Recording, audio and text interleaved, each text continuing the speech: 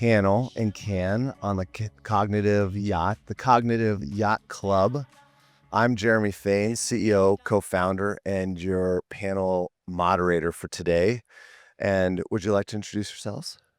Sure. Rick Acampora, Global CEO for Assembly. And I thought this was your only panel. So Yeah, and I'm Rick Corteville. I work at Lenovo. So we've got Rick A and Rick C today, and that's how they roll all the time. So I just wanted to say thank you to you all for coming. This is the beginning of a series of panels where we have brands and their agencies on yacht side, as we call it, to discuss how they're using AI and really learn, okay, instead of us as an AI company talking about how we do AI, really getting the first hand answers from the brands and their media agencies. So thank you very much for being here. So, I wanted to start with a little bit of, hey, AI is now really changing a lot of things. You both lead global organizations. Talk a little bit about maybe Rick, see start. How has that affected the last few years, and what do you see that doing in 2025? Just in terms of Just like AI, like how has it changed your view on what needs to be happening? I think at Lenovo. great. Yeah, I think overall we see it as a huge time saving and an overall efficiency driver for us. So that's been something we've been bringing to bear in terms of our own processes of how we build our overall campaigns, but then in terms of then running them, working with partners across three main buckets. Really, it's creative on the production side, our media targeting, and then on the optimization side as well. So across all three of those buckets, we've seen a lot of really good advances on leveraging AI. And can we dig in a little bit on the creative side, because we do hear a lot about that, but I think there's a lot of options out there.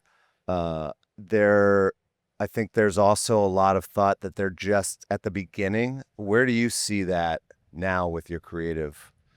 Yeah, I think it is definitely at the beginning stages. There's obviously the black boxes that exist within some of the walled gardens that are leveraging that, where we're, rather than giving them the whole cake, we're giving them the ingredients and then the cake is getting made for us. But we're also working with some of our ad tech partners and market partners on the back end to do testing of their AI stack so that we could upload our brand guidelines into a tool and then rapidly deploy a number of iterations. So the look and feel of the creative stays the same, but we could slot in different calls to action, different overall messages where we call out different features. So that ability to scale multiple creative that we can then test and then find out what is that one that's resonating the most with the overall target audience has been really helpful. Can you talk a little bit more about that, though? I'm always interested to hear about the different elements that you can change now. So there are calls to actions. Have you found that different calls to action are working better than changing, let's say, the subject matter of the ad or the background or the color? All those things can now change. Yeah, honestly, it really depends on the campaign, but we've seen benefits across the board. Like we work with a partner where they've been able to develop AI almost focus groups to be able to do forecasted eye tracking to look at when we're looking at the imagery that's within the ad, where they predict someone is going to be paying attention. And so that we can then tweak that and be able to change where that image basically is, or like where we put the call to action. So, but we've seen optimization changes be relevant across the board, from whether it's the call to action, the creative message overall, and even the imagery. So I think it's dependent by the campaign, but I think all is open for optimization at the end of the day. And Rick A, how are you seeing these things? Is it mostly on the media side? Are you working in the creative side too with Assembly? well, I think for us, it is about sort of connecting across the experience that we're putting in market with Lenovo or with other clients. And that experience involves the right audiences, the right sort of channels and comms planning around it, but also the right content and creative, all in sort of the right context. And ideally that goes across paid, owned, shared, earned, et cetera, and whatever acronym you want to use. But I think the important thing is around understanding the audience and meaningful subsegments to be able to customize and personalize messaging on with AI. Because if it's not about, billions of people, and you're not going to do it at that level, but it is about meaningful subsegments and the right data to create those subsegments to be able to have smarter sort of AI decisions on creative, or inform them at least. That brings up an interesting area in all of this, and this is something that we don't think about a lot at Cognitiv because we're really the media buying partner. But on the creative side, when you have a brand and you're just talking about earned, paid, there is a brand message, there is a brand, you stand for something. But when we can change the call to action in every single ad, how do you stay true to that brand now? Me, Rick A. I can chime in too. Well, I think there's an element or a point of view, and I think there's two things to that. One is what we all should be collaborating on, whether that's media agency, creative agency, PR agency, et cetera, is really around all this data and audiences, because that informs a better sort of brief to everybody. And if we can sort of bring it together at the front end rather than bringing it together at the back end, that makes a difference. But the other thing is a sort of a modern point of view, I think, on brand building, which is more bottom up than top down. Because if you can take those performance sort of insights and inform a higher performing brand strategy on the top, you can stay more true to that, and it'll help make your brand perform. And I think that's what so many clients and some of our setup is in structure, is that those things tend to get pulled apart. But helping to bring it together. And that's something that we've been on a bit of a mission with Lenovo on, is to bring all of that together and connect it. Yeah, I would say just because you can optimize everything doesn't mean you should either. A partner pitched us on a solution where they said that we could make the color palette of the ad match the site that it was running on. And that was just one step too far for us because we wanted the brand guidelines to still be followed. So yes, you could optimize to that, but if your green is not in the Lenovo color palette, and if we're running ads that look like we're celebrating St. Patty's Day, then are we going to be able to get our overall message across? And so that there is a limit to how far you would go in terms of that optimization for sure. So let's move to the optimization piece. How are you using AI for media optimization and testing, let's say, because you mentioned that? Yeah, there's a different number of companies that are being plugged in on the programmatic end that we think are really interesting. A lot of campaigns that we're running are ABM or B2B focused. And one of the challenges when you have, let's say, a target account list of 1,000 companies in the healthcare vertical is how do you make sure that you're hitting as many of those 1,000 companies as possible?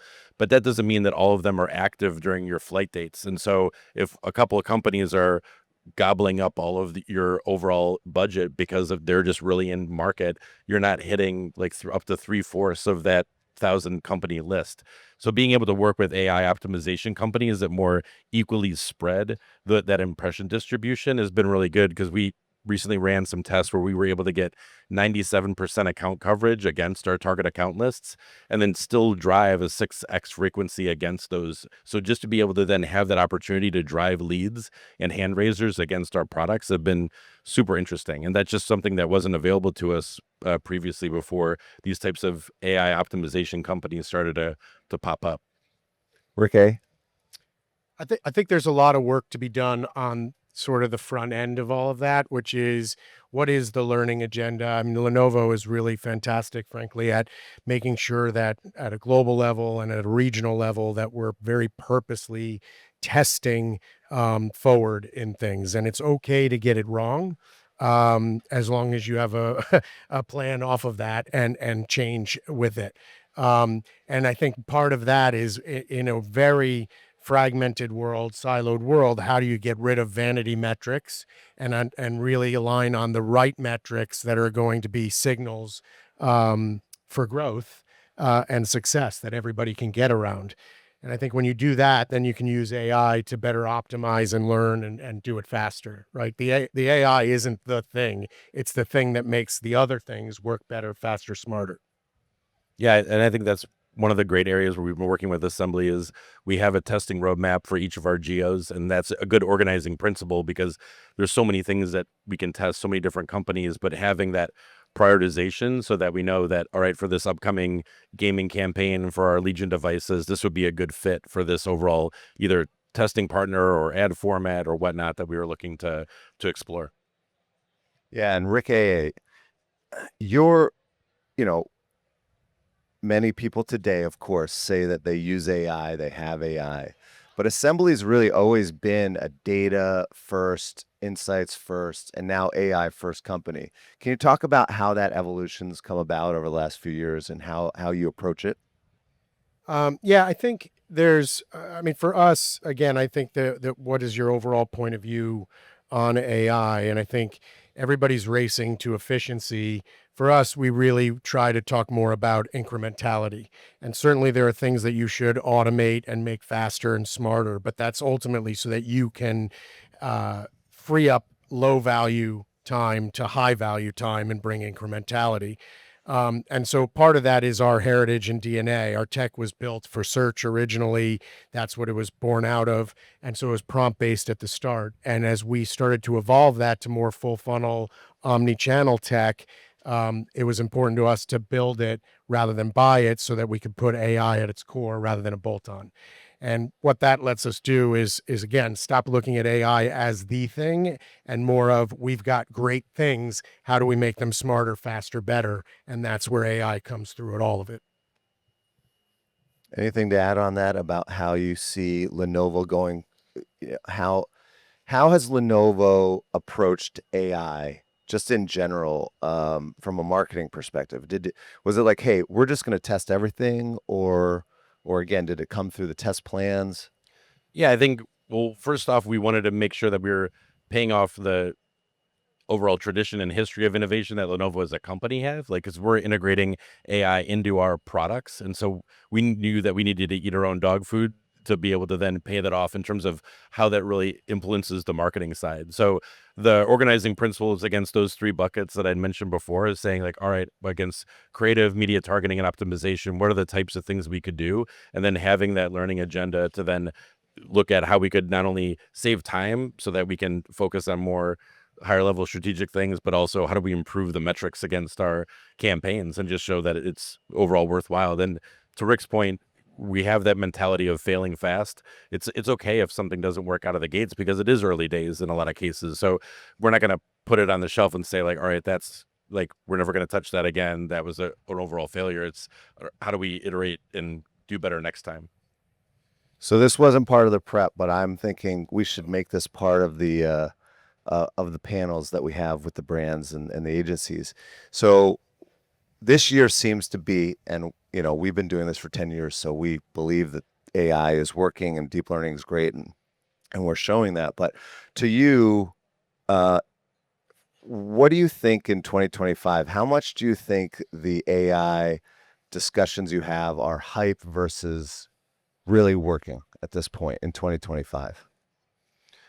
Yeah, I think for a long time, it was like sex in middle school. Everyone's talking about it, no one's doing it. So like, but now I feel like we've got actual use cases that we're starting to execute against it. So I feel like we're moving beyond the hype. I think part of it, there's a lot of companies that are layering that into their pitch, and I think that's where we're trying to have the bullshit filter to really dig that and pull that apart to understand like, are you actually leveraging it? And if so, then how do we use it? But I think the fact that we have use cases against each of those three buckets. We've seen success with it. Like it's real, it's tangible. We are seeing benefits from that. So there's still definitely a hype curve, and there's a bunch of like imposters in terms of like trying to glob onto that. But there's still goodness there, I think. Yeah, I mean, I would agree. I mean, having just come here and experienced the line with automation and technology being way longer than the line with just a person handling everybody because the technology didn't work and they needed three people to actually man the technology part, I'd say proceed accordingly. However, I do think it's definitely bringing value and incrementality. And there's pillars that if you can bring the right frameworks around it and know where you're trying to draw that out, it works. It's good, right? Like, so yes, our technology that we've built, but also being a large adopter of third party AI technology and how that benefits your clients. And how do you bring AI into back office work that you're doing? That's incredibly low value work that clients don't want to pay you to do, but it's still there. And if you can eliminate that, that's 10-15% of your people's time, makes their lives better. They want to stay and grow. All of that has massive benefits. So, I do think it's sort of knowing what your three things are, our four things are, but and how you're going to monitor that and make it work. Well, let's talk about your partnership. What makes that This is where we partnership hug? work? What makes the two Ricks work? That's the first step. Get two Ricks, one on each side. Yeah. That's a huge recipe for success.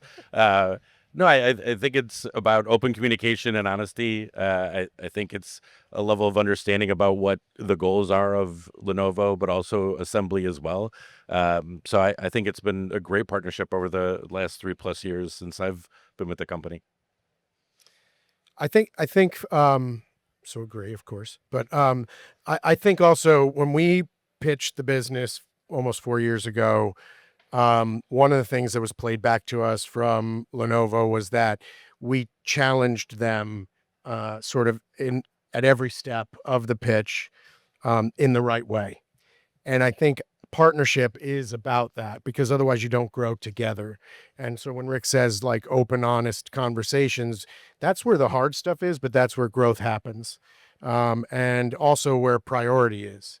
So I think Rick and Lenovo know like we will always show up for them, right? It's one of our three values. It's the first of our three values: show up, make change, win well. We always show up for Lenovo. They will always be that priority for us. And that's one of our differences, right? And so I think that's what partnership really is: showing up for each other, listening, and ultimately having those hard conversations because that's where growth happens. Yeah.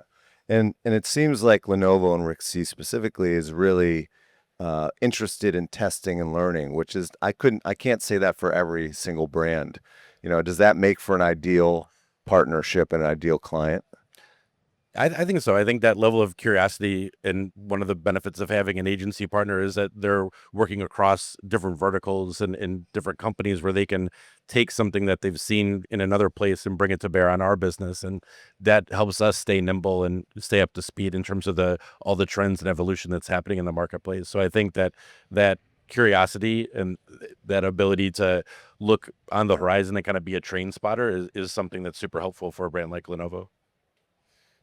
No, I think it works for us. I mean, we talk about a proposition where we find the change that fuels growth.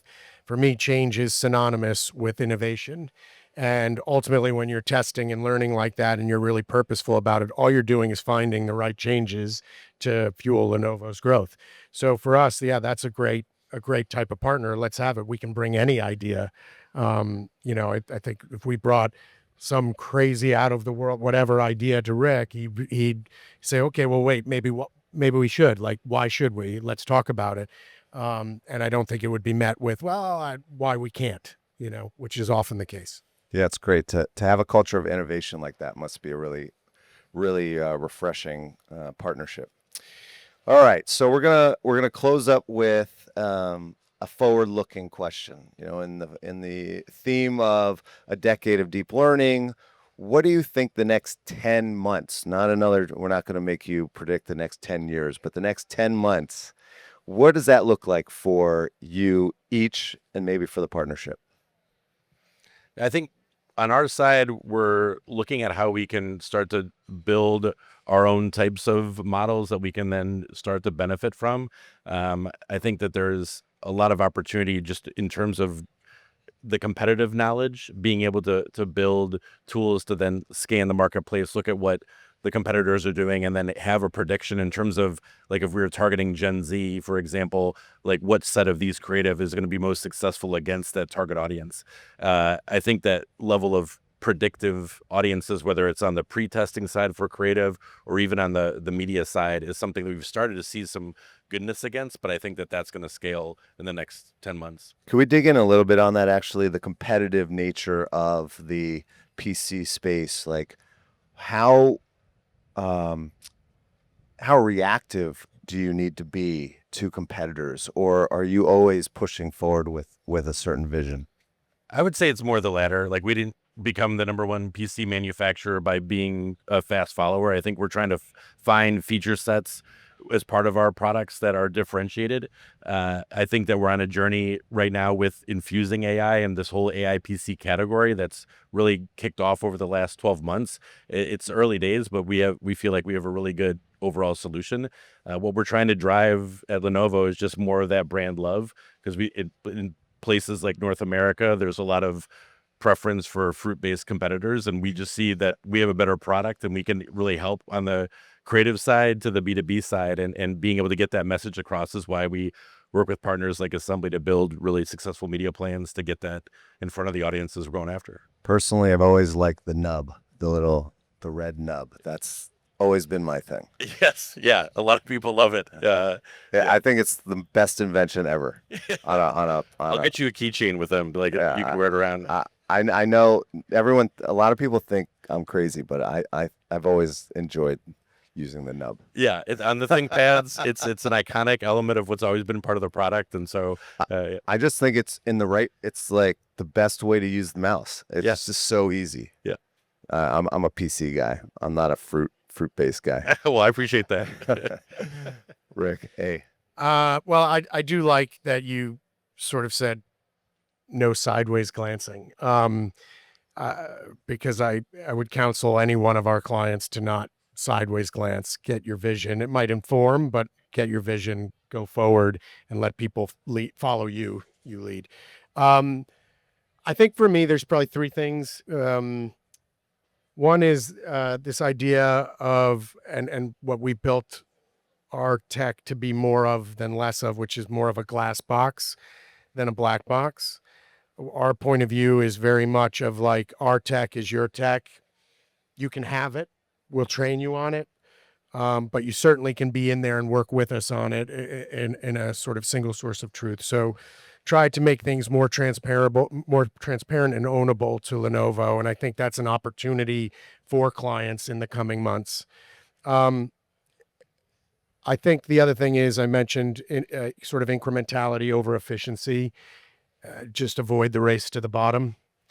And then I think there's probably an element of really looking at more than media. There's so much data.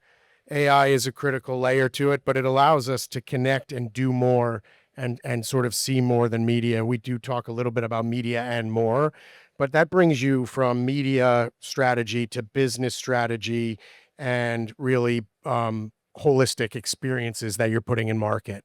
And better experiences make brands perform. So let's build better experiences together. Great. And with that, we'll close out. Thank you again for being here for this panel with the Decade of Deep Learning from Cognitiv at the Cognitiv Yacht Club. And for those staying, we have some refreshments, a little brunch downstairs. Inside, you can sit outside and eat. But thank you again to the two Ricks for being here. And that wraps up our first panel. Thank you. Thank you.